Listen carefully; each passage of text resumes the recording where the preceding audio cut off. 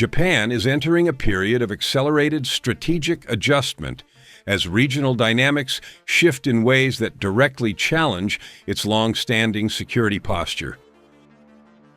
For decades, Tokyo relied on a model of exclusively defensive military policy, supported by the alliance with the United States and a belief that stability in East Asia was essentially guaranteed.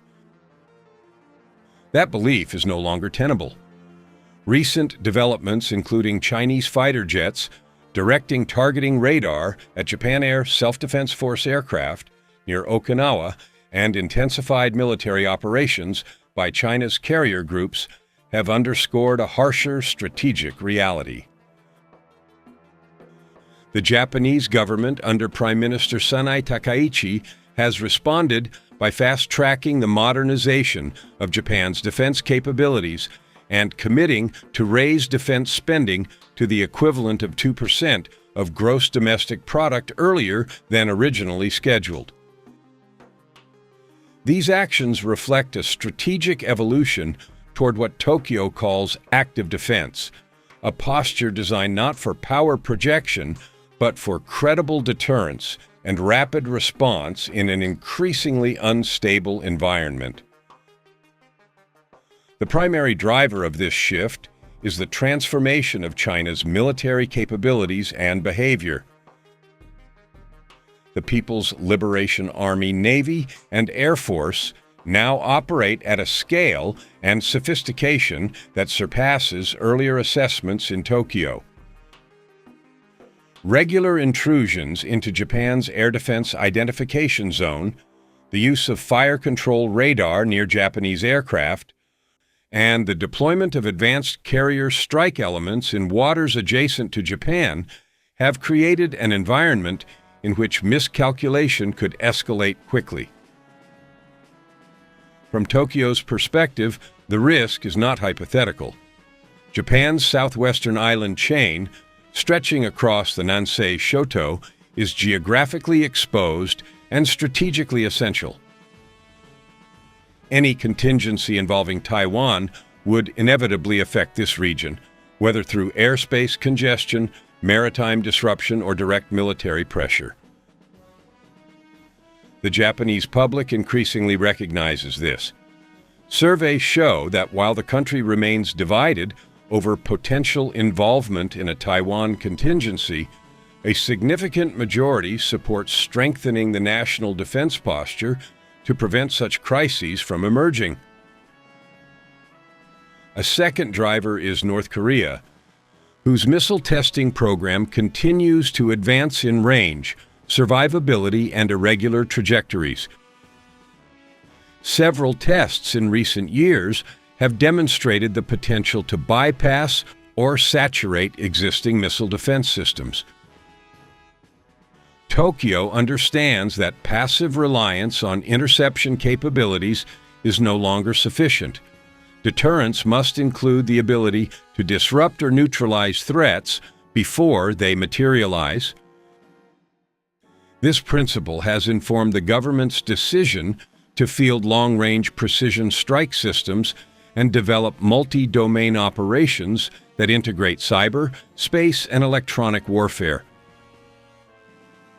These investments are not intended for offensive campaigns abroad, but to ensure Japan retains freedom of action in any crisis.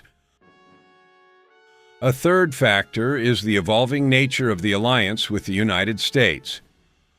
Washington continues to provide indispensable strategic cover, yet it has also made clear that allies must assume greater responsibility for regional stability.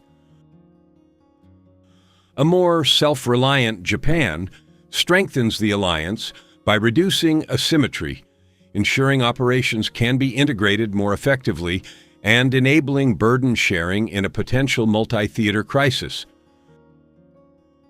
Japan's reforms therefore serve the dual purpose of enhancing national defense and reinforcing alliance cohesion. To implement active defense, Japan is pursuing several complementary initiatives. The most significant institutional reform is the creation of the Joint Operations Command, which will unify command across the ground, maritime, and air self-defense forces. Historically, these services operated with limited integration, reducing efficiency and slowing response times. The new command structure mirrors the model used by the United States and represents one of the most consequential changes to Japanese defense organizations since the post-war era. Its purpose is straightforward: to enable rapid, coordinated action in scenarios ranging from remote island defense to missile strikes or gray zone coercion. At the operational level, Japan is reinforcing the Nansei Shoto with radar systems, anti-ship missiles, air defense units, and rapid deployment forces.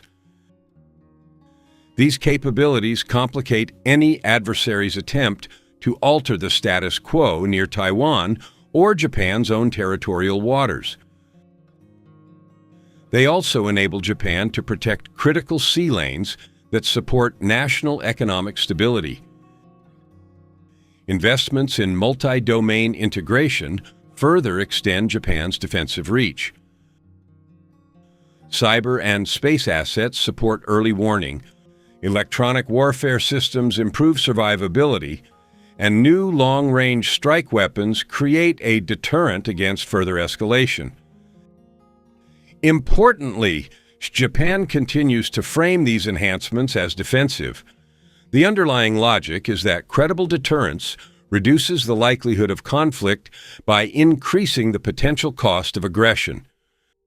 Despite growing support for a stronger defense posture, Japanese society retains a deep sensitivity to military expansion.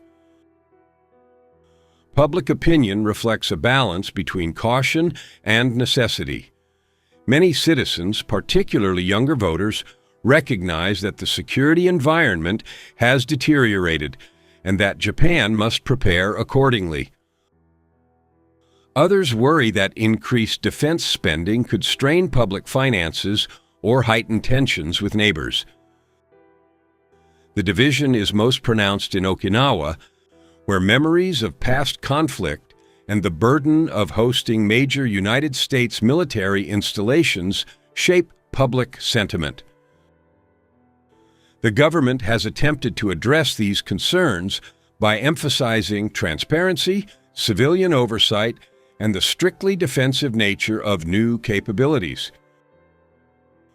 Looking ahead to the period from 2026 to 2030, Japan is positioning itself to become a central stabilizing force in East Asia. Rather than pursuing autonomous military power, Tokyo's aim is to ensure readiness, improve deterrence, and contribute to regional security frameworks alongside partners such as the United States, Australia, and European states. The shift toward active defense aligns Japan with other advanced democracies facing similar strategic pressures. It also reflects a pragmatic recognition that stability cannot be preserved through restraint alone when other actors do not exercise the same discipline. Japan's trajectory carries risks. Close military encounters in contested airspace or maritime zones could result in accidents or misinterpretations. A rapid increase in defense spending may spark domestic debates over national priorities, and adversaries may portray Japan's modernization as provocative, regardless of Tokyo's stated intentions.